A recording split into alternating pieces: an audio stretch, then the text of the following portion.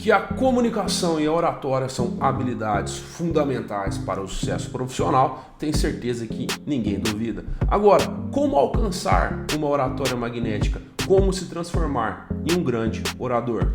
Nesse vídeo eu vou te mostrar um caminho, um passo a passo, para que você se transforme em um grande comunicador. Fique comigo até o fim, que eu te garanto que vai valer a pena.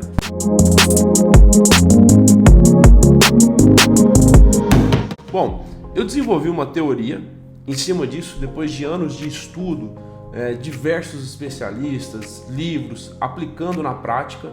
Nos últimos anos, aproximadamente mais de 300 palestras eu já dei, vídeos no YouTube, vídeos no Instagram e buscando me desenvolver nessas habilidades muito importantes, que é comunicação e oratória. Para que você alcance uma comunicação e uma oratória magnética, é necessário que você domine sobre 3 pilares. O primeiro pilar é o software, ou mindset, ou mentalidade.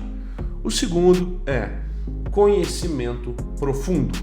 E o terceiro pilar, a prática exaustiva. No pilar software, nós trabalhamos os medos, as travas, autoconhecimento, a mente subconsciente, a aceitação social, propósito, essência, motivação, naturalidade, temperamentos, personalidade, concentração relaxada. Já na parte do conhecimento profundo, vários itens tópicos que potencializam a sua comunicação. Entre eles, utilizar o inconsciente coletivo, senoide emocional, modelagem, rapport, gatilhos mentais, conexão, gerar conexão, arquétipos, linguagem não verbal, comunicação digital, copy, dicção, ritmo, entonação, time, domínio do tema, linha mestra, círculo dourado, storytelling, escutativa, modelagem e infotenimento. São muitos itens. E o terceiro pilar, claro, a prática exaustiva. Colocar-se em movimento, colocar-se em situação para treinar a sua oratória, em situações desafiadoras. Treino, repetição. Bom, trabalhando agora o primeiro pilar, que é o software ou mindset, o que impede muitas pessoas de alcançarem, e muitos profissionais do agro, uma comunicação de excelência, uma oratória magnética, falar bem, são os medos. As pessoas têm medos. Então a pessoa tem medo de falar em público. Até saiu um estudo que mostrou que em alguns lugares do mundo as pessoas têm mais medo de falar em público do que morrer. Então, de onde vem esse medo? Quando a gente começa a entender e buscar a origem de tudo isso, desse medo, lá no fundinho, você que tem medo de falar em público, você tem medo de parecer ridículo, você tem medo de parecer tolo. E você, através de ser tolo e ridículo, você tem medo de não ser aceito no grupo. Os seres humanos são seres sociais, querem ser aceitos em grupos. Então você tem medo, por exemplo, do teu chefe te achar burro, ou você tem medo dos teus amigos te acharem burros, frágil, que você é tolo. Então, eu vou resumir aqui a psicologia para facilitar para você. Tem 2 formas de você eliminar esse medo, conversando com a sua mente. E é muito simples. A primeira forma é você simplesmente estudar e dominar o tema. Fale sobre aquilo que você domina e que você tem sim um grande conhecimento. Por quê? Porque esse medo de parecer tolo vai se diluir. E no pior dos casos, se você não tiver uma boa comunicação oratória, pelo menos o conteúdo foi bom. Agora, se você não dominar o tema e ainda assim se embananar, ficar nervoso, suando frio, será realmente um desastre. Então domine o tema, estude e só fale de coisas que você realmente entende. A segunda forma de driblar esse medo e superá-lo é imaginar o pior cenário. Então, quando você vai falar em público numa reunião de trabalho ou algo do tipo, imagine o que de pior possa acontecer com você ali naquele momento. Imagine que você fale tão mal, mas tão mal, que você fique tão nervoso, tão apavorado, que você dê uma palestra horrível, um treinamento horrível, ou faça uma participação horrível em uma reunião. No pior cenário, você será demitido. Ok. E se você for demitido do seu emprego, ou se você não conquistar o emprego que você quer, caso seja uma entrevista, o que vai mudar na tua vida, sinceramente? Você vai morrer de fome? Provavelmente não. Você vai conquistar um outro emprego? Provavelmente sim, talvez até um emprego melhor do que você estava antes. E você vai olhar para trás e vai rir daquela situação. Então, quando você imagina o pior cenário, não significa que ele vai acontecer. Mas quando você aceita a possibilidade e olha para ele com clareza e entende que sua vida vai continuar, se o pior cenário acontecer, e o pior cenário nunca acontece, é muito difícil. E aí você ganha força, porque o medo, ele gosta das coisas meio nebulosas. Ele não gosta de luz, de clareza. Toda vez que você traz luz, racionaliza, o medo, ele diminui. Geralmente o medo não quer que você pense muito nele, quer só que você sinta, que você fique travado. Então, novamente, 2 hacks para você vencer o medo de falar em público. Porque lá no fundo é medo de parecer tolo. Lá no fundo é medo de não ser aceito pelo grupo. Agora, se você fala de um tema que você domina, então estude e fale sobre coisas que você domina. E segundo, imagine o pior cenário possível. Olhe para ele frente a frente. Coloque luz e você vai ganhar força, vai ganhar poder. Agora, eu digo para você, é possível programar a sua mente para ser um orador magnético? Sim, exatamente dessa forma. Quando você se prepara, quando você imagina o pior cenário, você está livre. E aí eu vou dar um terceiro hack aqui de brinde para você instalar dentro da sua mente e do seu corpo, em todas as células do seu corpo, um estado mental otimista, um estado mental poderoso, um estado mental alegre, que te dá força, através de PNL, Programação Neurolinguística. Você vai imaginar um momento em sua vida que foi muito bom. Vou te dar um exemplo. No meu caso, em 2010 eu ganhei um torneio de tênis que eu sonhava ganhar, um torneio do Triângulo Mineiro, um torneio importante que eu vinha batalhando há algum tempo para ser campeão. E quando eu ganhei, eu fui campeão em cima de um outro grande jogador, um dos melhores tenistas do Brasil na época. Eu fiquei muito feliz, muito alegre. E eu lembro, até tava tocando uma música ali no clube, aquela música do Akon. Nobody wanna see us together, body don't matter. Pois é, aquele momento me fez muito bem, me senti muito bem, alegre, com muito hormônio que me trouxe poder. Então, eu imagino eu naquele lugar, eu me imagino naquele local, vivendo aquela experiência. A minha mente não consegue diferenciar se estou vivendo aquilo ou não. Ela simplesmente remete toda a resposta bioquímica e hormonal do que eu senti naquele momento e eu me sinto poderoso. E realmente eu produzo hormônios que me trazem autoconfiança. E eu me coloco nessa situação. Então tem na tua mente uma ou duas situações onde você se sentiu muito bem, onde você venceu. E antes de falar em público, imagina aquela situação em detalhes e rode dentro do teu corpo aquela emoção. Você vai se sentir poderoso.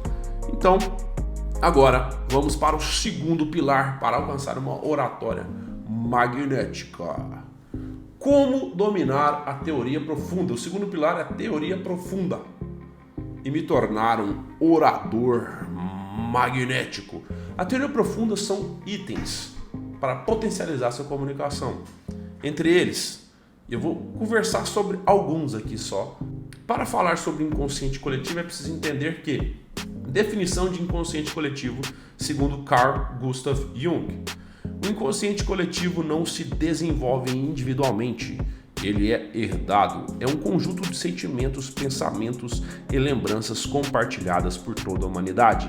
É como se existisse uma mente subconsciente com conhecimentos de todos os tempos que passaram e que, de certa forma, esses conhecimentos estão na cabeça das pessoas e é um conhecimento compartilhado. Como, por exemplo, existem histórias que você pode utilizar como Davi e Golias. Quando eu te falo Davi e Golias, a gente consegue imaginar uma pessoa pequena, um guerreiro pequeno enfrentando um gigante e o pequeno vence, utilizando a arma, correto? Como você pode usar isso dentro de uma analogia dentro do agronegócio? Como, por exemplo, uma aplicação de níquel, que é um micronutriente que se demanda em pouca quantidade, mas que tem um importante impacto na planta e metabolismo secundário e pode ajudar a planta a vencer um grande vilão, que são as doenças. Um segundo exemplo para vocês entenderem melhor: a história dos 3 porquinhos. Tinha um irmãozinho lá que gostava mais de dançar, um outro também gostava muito de brincar e um irmão um pouco mais sério. Um construiu uma casa de palha, uma casa de madeira, enquanto o outro irmão mais responsável construiu uma casa de tijolos. E os irmãos deles dançavam e falavam: por que você está fazendo isso? Não tem necessidade, venham cantar e dançar. Depois o lobo chegou e derrubou a casa dos dois. Sobrou apenas a casa de tijolos. Como você, então, pensando em agricultura, consegue construir uma casa de tijolos em seu ambiente produtivo? E aí te dá muita lenha para construir narrativas e usar analogias em formatos mentais que as pessoas têm na cabeça dentro delas, pois está no inconsciente coletivo. Utilize inconsciente coletivo. Segundo hack de teoria profunda, senoide emocional, muito utilizado em cinema. O que é a senoide emocional? Você imagina uma linha fazendo assim, onde em algum momento da tua fala, por exemplo, pensando em uma palestra, um treinamento, você traz as pessoas para uma tensão, você mostra um problema, uma preocupação, seja com o clima, seja com o solo, seja com uma doença, e depois você traz a pessoa para um momento de euforia, onde você talvez mostra uma solução, ou você engaja em uma defesa do agro, você traz uma emoção de felicidade, de euforia, depois você novamente traz para um momento de tristeza, assim como os filmes fazem, e depois um momento de dúvida, e depois um momento de muita preocupação, e depois um momento de risada, e isso chama-se senoide emocional. Com senoide emocional você retém, então presta atenção na chave para uma comunicação. Primeiro você chama atenção, depois você retém. Como você retém? Com senoide emocional. Você, depois de reter, você trabalha o infotenimento, informação com entretenimento. Então você chama atenção, retém, passa informação com entretenimento. Agora falando de linguagem não verbal. Existe um estudo que foi realizado na Universidade da Califórnia em Los Angeles em 1966. Encontrou-se que 50% de uma comunicação é expressão corporal. Eu posso ficar assim falando com vocês dessa forma e eu tô falando o mesmo conteúdo, eu tô falando de comunicação, mas assim, eu mudei a minha expressão vocal e também a minha postura. Ou eu posso falar assim, trazendo para vocês conteúdos de forma mais confiante e com um tom de voz diferente, que traga mais autoridade ou que até possa parecer ridículo ou parecer frágil. Esse estudo diz que 55% da comunicação é expressão corporal e 38% expressão vocal. Sobra quanto para conteúdo? 7% apenas para conteúdo.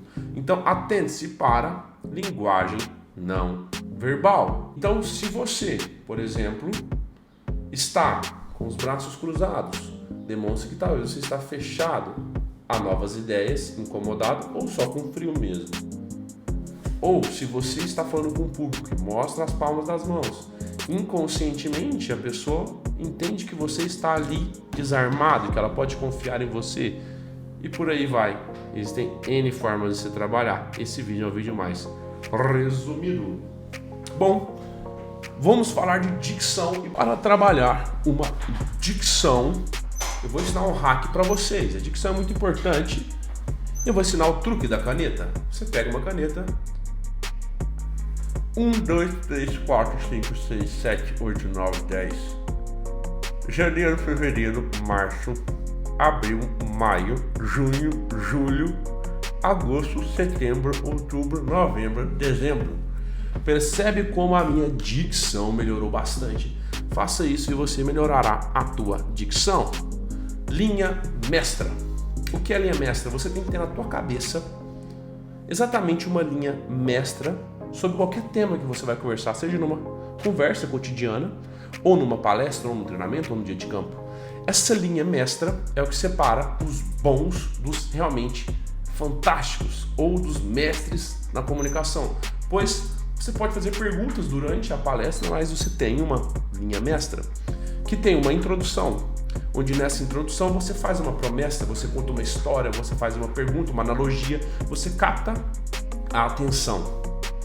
Depois você entra na fase de detalhamento, o aprofundamento técnico daquilo que você está passando. O como, utilizando senoide emocional. E por último, conclusão, onde você crava o teu objetivo principal, você prova a tua tese com resultados irrefutáveis. Tem uma linha mestra. E por último, storytelling. Não à toa, Jesus Cristo ensinou através de parábolas. As pessoas gostam de histórias. Histórias é uma forma excelente para você passar um conteúdo e fixar na cabeça das pessoas de forma simbólica num entendimento que permanece, diferente de soltar um monte de conteúdo. Contar histórias é uma excelente forma de reter a atenção e de transmitir uma mensagem. E agora, terceiro pilar, como treinar exaustivamente a minha oratória. Esse é muito fácil, simplesmente fale. Se exponha a essas oportunidades de falar em público, seja em treinamentos, seja em palestras, reuniões internas, em lives. Abre o Instagram, chama alguém que você gosta, faz uma live, se grava falando, dê treinamentos, ensine as coisas que você está estudando, se coloque nessa zona de desconforto, pois ali está o crescimento. E aí sim, esse treino exaustivo é a liga que vai colar os 3 pilares e vai entregar para você uma comunicação magnética e você se tornará um grande orador. Com isso, tantos benefícios virão na sua vida pessoal e profissional. Se você gostou deste vídeo, considere compartilhar com os teus amigos que querem melhorar a sua oratória, a sua comunicação. Se inscreva no canal e vamos juntos construir um agronegócio brasileiro mais sustentável, mais justo e mais fraterno. Um abraço, fique com Deus.